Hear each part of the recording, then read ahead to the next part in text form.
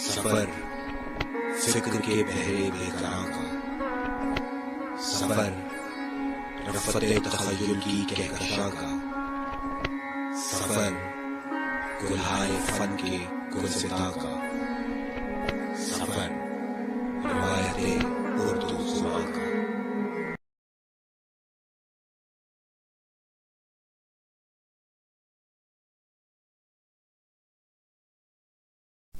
बिस्मिल्लाहिर्रहमानिर्रहीम। अस्सलाम वालेकुम अज़ीज़ तलबा, मैं हूँ Zahid Hussain, superior group of colleges डेरा गाजी खान से शोबा उर्दू। हम लोग लेक्चर नंबर 2 सबक उसवा हसना सल्लल्लाहु अलैहि वसल्लम और तशरीह ये कर रहे थे। तशरीह में हमारे पास जो इक्तबास है वो है मोहम्मद रसूलुल्लाह सल्लल्लाहु अलैहि वसल्लम का वजूद मुबारक। यहाँ से लेकर उग रहे थे यहाँ तक। अगर ये इबारत तशरीह के लिए आ जाती है तो हम सबसे पहले लिखेंगे हवाले मतन, सबक का उन्वान उसवा हसना सल्लल्लाहु अलैहि वसल्लम, मुसन्निफ का नाम सैयद सुलेमान नदवी। इसके फौरन बाद ही हम लिखेंगे सियाको सबाक। लेकिन सियाको सबाक से पहले इबारत का मुताला ज़रूरी है, उसको समझना ज़रूरी है। मोहम्मद रसूलुल्लाह सल्लल्लाहु अलैहि वसल्लम का वजूद मुबारक एक आफताब आलम ताब था, जिससे ऊंचे पहाड़, रेतले मैदान, बहती नहरें, सरसब्ज खेत अपनी अपनी सलाहियत और इस्तेदाद के मुताबिक ताबिश और नूर हासिल करते थे। यह अब्र बारा था जो पहाड़ और जंगल, मैदान और खेत, रेगिस्तान और बाग हर जगह बरसता था, और हर टुकड़ा अपनी अपनी इस्तेदाद के मुताबिक सैराब हो रहा था। किस्म किस्म के दरख्त और रंगारंग फूल और पत्ते जम रहे थे और उग रहे थे। अब इसमें जो मुश्किल अल्फाज हैं, आफताब आलम ताब। आफताब सूरज को कहते हैं, तमाम दुनिया को रोशन करने वाला। इस्तेदाद ताकत, ताबिश नूर।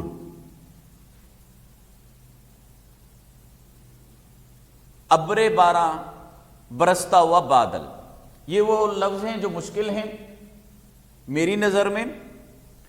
इसके बाद इसको समझना है, समझकर हमने सियाको सबाक की जानिब जाना है। सियाको सबाक जो पिछले लेक्चर में, लेक्चर नंबर 1 में जो है मैंने स्लाइड पे पेश किया था, इस इबारत का भी वही सियाको सबाक है। और इस सियाको सबाक के बाद फौरन बारी आएगी तशरीह की। तो तशरीह में हमने तमाम निकात को तफसील के साथ बयान करना है, और उसमें मुतलका हवाला जात जो हैं वो भी पेश करने हैं, ताकि हमारी तशरीह मुकम्मल हो सके और हम ज़्यादा से ज़्यादा नंबर ले सकें।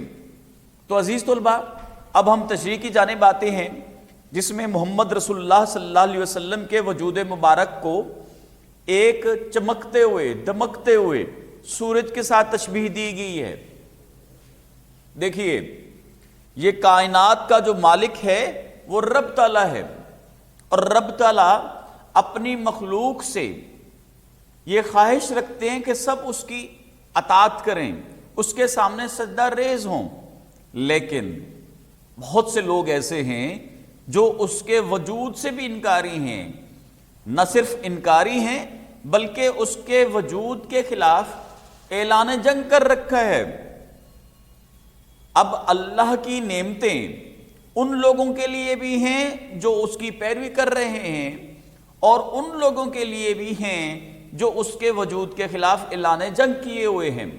इसलिए जब सूरज निकलता है तो वो सिर्फ मुसलमानों के लिए नहीं निकलता, उसकी रोशनी और हरारत सिर्फ मुसलमानों के लिए नहीं है, दुनिया में बसने वाले तमाम लोगों के लिए, तमाम जानदारों के लिए, तमाम बेजान चीज़ों के लिए, यहाँ तक के जानवरों तक के लिए उसकी रोशनी जो है वो मौजूद है। इसी तरह नबी पाक सल्लल्लाहु अलैहि वसल्लम का जो वजूद मुबारक है جو ذات ہے نبی پاک صلی اللہ علیہ وسلم کی وہ تمام انسانوں کے لیے ہے، چاہے وہ مسلمان ہیں یا غیر مسلم ہیں، چاہے وہ مسلمان انسان ہیں یا جاندار جانور ہیں یا بے جان چیزیں ہیں۔ ہم دیکھتے ہیں کہ نبی پاک صلی اللہ علیہ وسلم کی ذات اقدس نہ صرف مسلمانوں کی یعنی انسانوں کی بھلائی کرتی ہوئی نظر آتی ہے، بلکہ جانوروں کی بھلائی کے لیے بھی ہم ان کی ذات کو ہر جگہ پہ افضل ترین پاتے ہیں۔ یہ ہے نبی پاک صلی اللہ علیہ وسلم کا وجود مبارک۔ اسی طرح اگر ہم برستے ہوئے بادل کو دیکھتے ہیں تو وہ بھی بلا تخصیص تمام چیزوں پہ برستا ہے۔ یہ نہیں کہ یہ زمین کھیتی باڑی کے لیے یہاں پہ پانی کی ضرورت ہے، یہاں پہ برسنا ہے، یہ ویران جگہ ہے یہاں پہ نہیں برسنا، یہ دریا ہے پہلے ہی پانی سے بھرا ہوا ہے یہاں نہیں برسنا۔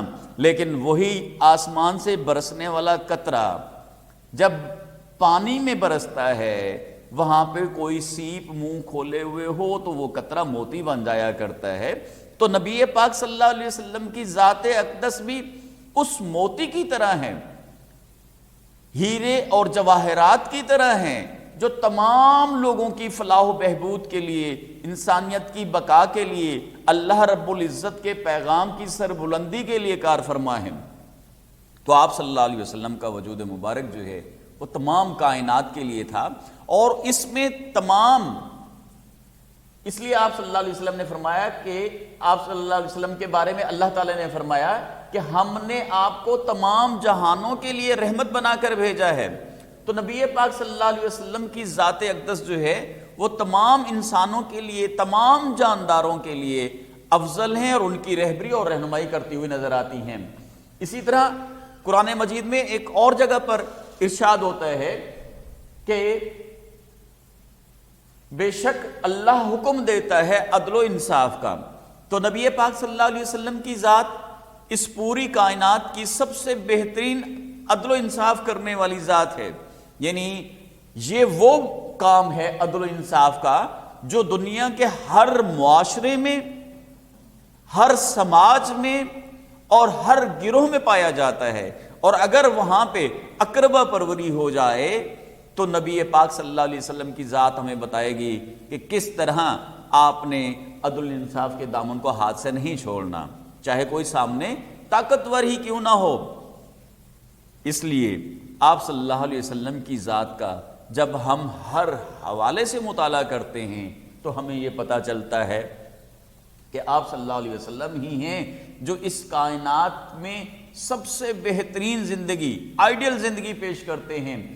اس لیے نبی پاک صلی اللہ علیہ وسلم کے بارے میں قرآن مجید میں آتا ہے یقیناً تمہارے لیے اللہ کے رسول کی زندگی میں بہترین نمونہ ہے، یعنی عملی و جسمے کی صورت میں اس کائنات میں کوئی دوسری شخصیت یا ذات ہماری رہبری اور رہنمائی نہیں کر سکتی، کوئی دوسرا قاعدہ قانون جو ہے وہ ہماری رہبری اور رہنمائی نہیں کر سکتا۔ ایک ایسی ذات جو عالمگیر بھی ہو، یعنی پوری کائنات کے لیے بھی ہو اور قیامت تک کے لوگوں کے لیے ہو، وہ صرف محمد رسول اللہ صلی اللہ علیہ وسلم کی ذات اقدس ہے۔ اسی لیے واصف علی واصف کا جو قول ہے، آپ صلی اللہ علیہ وسلم کا وجود مبارک جہاں باعث تخلیق کائنات ہے وہاں باعث قیام میں کائنات اور باعث نجات کائنات بھی ہے، یعنی صرف دنیا میں کامیابی ہمیں نہیں چاہیے، دنیا کے بعد جو آخرت کی زندگی ہے وہاں بھی کامیابی کی ہمیں ضرورت ہے۔ تو یہ وہ طریقہ کار ہے عزیز طلباء جس پر چل کر ہم اپنی تشریح کو بہتر سے بہترین کر سکتے ہیں۔ چند ایک حوالہ جات کا میں نے یہاں پہ استعمال کیا ہے، آپ چاہیں تو آپ کے پاس اگر وقت زیادہ ہے آپ زیادہ بھی استعمال کر سکتے ہیں، چونکہ آن لائن لیکچر کی جو میعاد ہے، مدت ہے، وہ صرف 20 منٹ ہے، تو اس 20 منٹ میں ہم جو کچھ کر سکتے تھے وہ آپ کے سامنے پیش کر دیا ہے۔ اگر آپ کو اس سلسلے میں کوئی دشواری پیش آئے تو سلائیڈ پہ ہمارے فون نمبر جو ہیں حماد رضا عباسی صاحب کا بھی اور میرا نمبر بھی لکھا ہوا ہے، آپ رابطہ کر سکتے ہیں۔ والسلام۔